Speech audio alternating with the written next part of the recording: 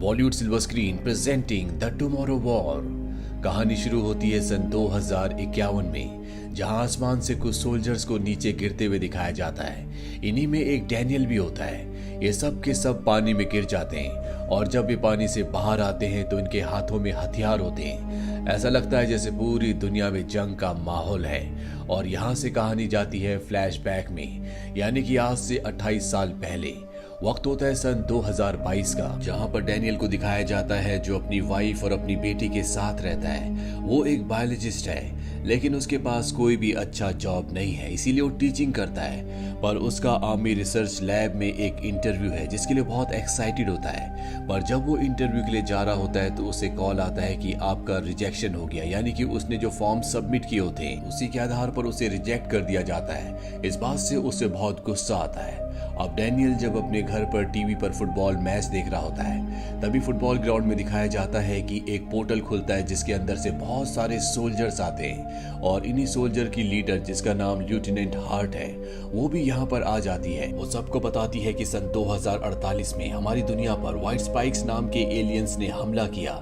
सबसे पहले उन्हें नॉर्दर्न रशिया में देखा गया था और इसके बाद मात्र 3 साल में, यानी कि सन 2051 तक उन्होंने पूरी दुनिया से ह्यूमंस का खात्मा कर दिया। हमें तुम लोगों की जरूरत है। हम चाहते हैं कि तुम हमारे साथ भविष्य में, यानी कि सन 2051 में चलो, ताकि हम उन एलियंस का सामना कर सकें। अब दुनिया के सभी देश इनकी मदद के लिए अपने सोल्जर्स भेजते हैं। दरअसल वार्म होल से सन 2051 में यहाँ से जिन सोल्जर्स को भेजा जा रहा होता है, उन्हें सिर्फ 7 दिनों के लिए भेजा जा रहा होता है। 7 दिनों के बाद उन्हें वापस बुलाकर दूसरे सोल्जर्स को भेजा जाएगा। लेकिन 7 दिनों के अंदर ही वहां पर एलियन 70% से ज्यादा लोगों को मार देते हैं। अब यहाँ पर डैनियल को भी एक मैसेज आता है जिसमें उसे रिसर्च सेंटर में बुलाया जाता है और उसे बताया जाता है कि उसे भी वार्म होल से सन 2051 में भेजा जाएगा। उसके हाथ में वो एक बैंड बांध देते हैं और कहते हैं कि इस बैंड के थ्रू हम तुम्हें ट्रैक कर सकते हैं। अगर 7 दिनों तक तुम जिंदा रहे तो हम तुम्हें ट्रैक करके वापस ले आएंगे। हालांकि डैनियल नहीं जाना चाहता, लेकिन उसके पास अब कोई भी चॉइस नहीं है, उसे जाना ही पड़ेगा। डैनियल इसके बाद अपनी वाइफ से मिलने के लिए आता और उसे अपने हाथ पर वो बैंड दिखाता है जो उसे लगाया गया था। उसकी पत्नी समझ जाती है कि उसे भी वॉर में, यानी कि सन 2051 में भेजा जा रहा है, जहां से वापस आना बहुत मुश्किल है। इसीलिए वो कहती है कि मैं तुम्हें जाने नहीं दूंगी।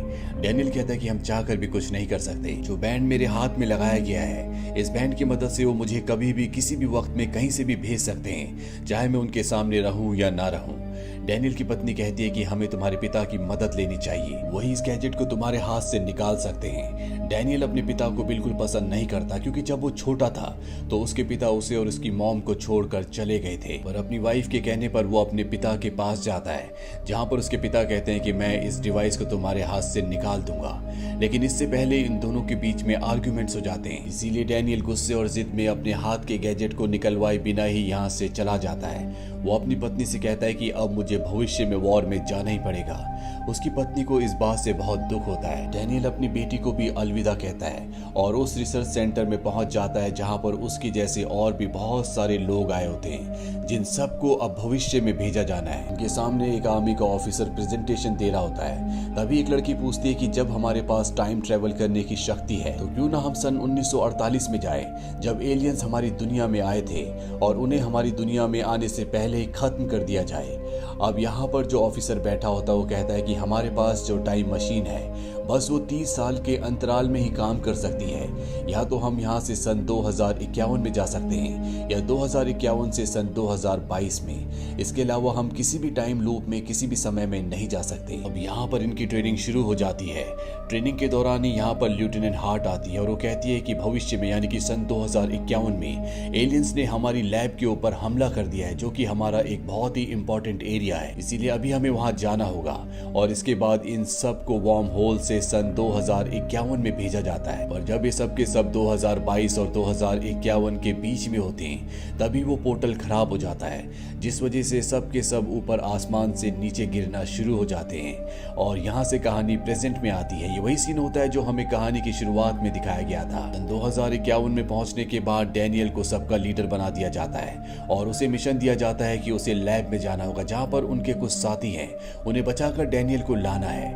पर जब डैनियल वहां पहुंचता है तो वो देखता है कि वहां पर सब के सब मारे जा चुके हैं। वो ये बात कर्नल को बताता है। कर्नल उसे कहती है कि वहां पर बहुत ही इंपॉर्टेंट हार्ड ड्राइव है, तुम्हें उसे हासिल करके वापस लाना होगा। डैन अपने साथियों के साथ हार्ड ड्राइव हासिल कर लेता है और तभी एलियंस इन पर हमला कर देते हैं। यहाँ पर बहुत सारे एलियंस होते हैं, इसीलिए इस जगह को बॉम्ब से ब्लास्ट करने का ऑर्डर दिया जाता है। डैनियल और उसके सभी दोस्त वहां से बाहर निकल जाते हैं और इस जगह को बॉम्ब से ब्लास्ट कर दिया जाता है, जिसमें बहुत सारे एलियंस मारे जाते हैं। लेकिन इसमें डैनियल के भी बहुत साथी मारे जाते हैं। वो खुद भी बेहोश हो जाता है और जब उसे होश आता है तो वो एक टेंट के अंदर होता है, जहां पर बगल वाले बेड में उसका एक साथी भी होता है। जब ये दोनों बाहर आते हैं तो देखते हैं कि वहां पर इनका एक और साथी बचा हुआ है। दरअसल एलियन से सिर्फ ये 3 ही बचे होते हैं। बाहर जो इनका साथी होता है वो यहाँ पर तीसरी बार आ रहा है, यानी कि वो 3 बार एलियंस का सामना कर चुका है। डैनियल उससे पूछता है कि तुम तीसरी बार यहाँ पर आए हो, क्या तुम्हें मौत से डर नहीं लगता? क्या तुम्हारा कोई परिवार नहीं है? वो बताता है कि उसे कैंसर है, इसी हॉस्पिटल में मरने से अच्छा है कि मैं वॉर में शहीद हो जाऊं।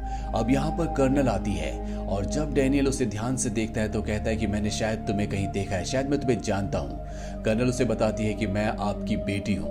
दरअसल भविष्य में अब वो बड़ी हो चुकी है। कर्नल उसे देखकर बहुत खुश होता है। उसे अपनी बेटी पर फख्र होता है कि आज वो कर्नल है। वो अपनी बेटी के गले लगना चाहता है लेकिन उसकी बेटी मना कर देती है।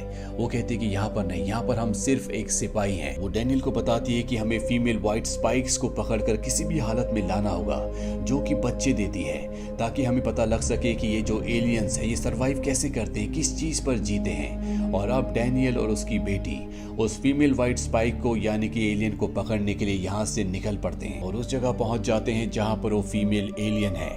डैनियल की बेटी कर्नल डैनियल से कहती है कि आप ऊपर हेलीकॉप्टर में ही रहना, मैं अपनी टीम के साथ नीचे जा रही हूँ। वो नीचे जाती है और अपनी टीम के साथ उस फीमेल एलियन को पकड़कर एक केज में बंद करने की कोशिश करती है, पर तभी दूसरे एलियंस को पता चल जाता, वो सब के सब इनकी तरफ भागना शुरू कर देते हैं। डैनियल ऊपर से देख लेता है, वो अपनी बेटी को बचाने के लिए नीचे आ जाता है, लेकिन अब ये उस फीमेल एलियन को केज के अंदर बंद कर चुके होते हैं और केज को हेलीकॉप्टर से निकालकर यहाँ से ले जाते हैं। पर यहाँ पर जो दूसरे हेलीकॉप्टर्स होते हैं उन पर एलियंस हमला कर देते हैं, जिससे वो सब के सब तबाह हो जाते हैं। डैनियल और कर्नल आर्मी की एक गाड़ी में बैठ जाते हैं। कर्नल लगातार एलियंस पर फायरिंग करती है और इस तरह से ये दोनों के दोनों यहाँ से निकलकर एक बीच पर पहुंच जाते हैं जहाँ पर एलियंस नहीं होते। कर्नल डैनियल से कहती है कि मैंने तुमसे कहा था कि तुम्हें हेलीकॉप्टर में रहना है, पर तुम नीचे क्यों आए? डैनियल कहता है क्योंकि मैं तुमसे बहुत प्यार करता हूँ। पर कर्नल की आंखों में, उसके दिल में उसके लिए कोई प्यार नहीं होता। और जब वो कर्नल से इसकी वजह पूछता है तो वो बताती है कि वही वजह है जिस वजह से तुम अपने पिता से प्यार नहीं करते। जब मैं छोटी थी तो तुम मुझे छोड़कर चले गए थे, इसके बाद मॉम और तुम अलग हो गए, कुछ वक्त बाद तुम्हारी मृत्यु हो गई। मैंने तुम्हारे साथ कभी भी वक्त नहीं गुजारा, लेकिन यहाँ पर माहौल ऐसा होता है कि ये इन सब चीजों को डिस्कस नहीं कर सकते क्योंकि इनके पास और भी बहुत बड़े बड़े काम है। अब ये उस लैब तक पहुंच जाते हैं जहाँ पर फीमेल एलियन को बंदी बनाकर रखा गया है।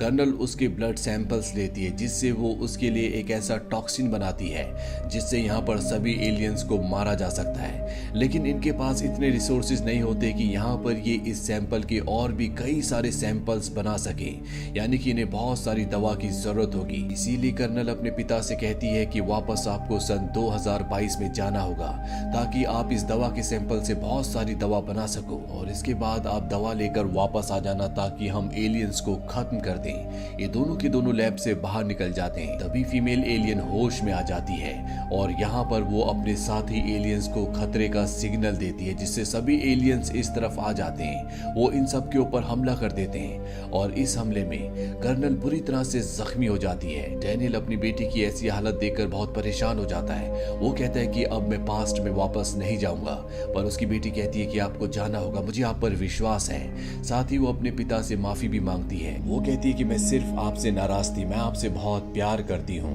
आपको वापस जाना होगा और दवा लेकर इसी दुनिया में इसी वक्त में वापस आना होगा। तभी एक एलियन आता है जो कर्नल को खींचकर अपने साथ नीचे ले जाता है। डैनियल अपनी बेटी को बचाने के लिए ऊपर से नीचे कूदता है, लेकिन तभी उसका वार्म होल यानी कि सन 2022 में वापस जाने का टाइम हो जाता है, जिससे वो सन 2022 में पहुंच जाता है। वहां पहुंचकर वो बहुत दुखी होता है क्योंकि वो अपनी बेटी को बचा नहीं पाया होता, पर अब उसके पास टॉक्सिन बनाने का सैंपल है जो उसे उसकी बेटी ने दिया था। वो उसे लेफ्टिनेंट को देता है और कहता है कि इस सैंपल की बहुत सारी दवा बना दो, मुझे जल्द से जल्द वापस जाना होगा। लेफ्टिनेंट उसे बताती है कि अब चाहकर भी तुम वापस नहीं जा सकते क्योंकि टाइम पोर्टल पूरी तरह से खराब हो चुका है। ये सुनकर उसे बहुत दुख होता है। डैनियल वापस अपने घर जाता है जहां पर वो अपनी बेटी से मिलता है जो कि इस वक्त में छोटी है। वो अपनी बेटी को अपने गले से लगा लेता है, उसे बहुत प्यार करता है और अपनी पत्नी को बताता है कि हमारी बेटी आगे चलकर एक बहुत बड़ी कर्नल बनेगी और एलियंस को मारने वाला टॉक्सिन बनाएगी, जो टॉक्सिन मैं वहां से इस दुनिया में लेकर आया हूँ। वहीं डैनियल अपने उस दोस्त से मिलने के लिए जाता है जो उसके साथ सन 2051 में गया था।